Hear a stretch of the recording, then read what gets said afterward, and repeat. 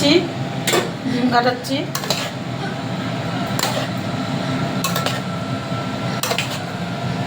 কেমন হয়েছে খাওয়ার সময় অবশ্যই বলবো আমরা।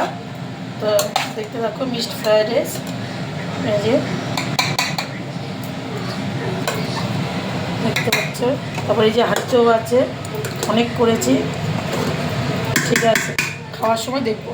একদম করবো, যে রসুনটা এসে করছি, ভাজছি, তার মধ্যে ধনে পাতা দিয়ে দেবো।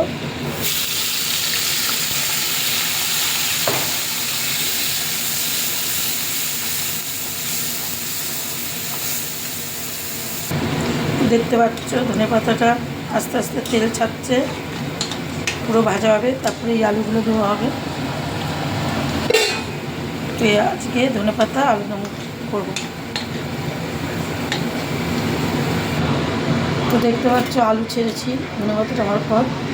যে আলু খাওয়ার সময় অবশ্যই দেখাবো তোমাদেরকে। এই যে খাচ্ছে একজন, ওই যে খাচ্ছে, আর এই যে খাচ্ছে। এতে সবসময় খালি গায়ে খায়। কেমন হয়েছে আলুর দমটা? খুব সুন্দর হয়েছে। মেঘা কেমন হয়েছে? কেমন হয়েছে?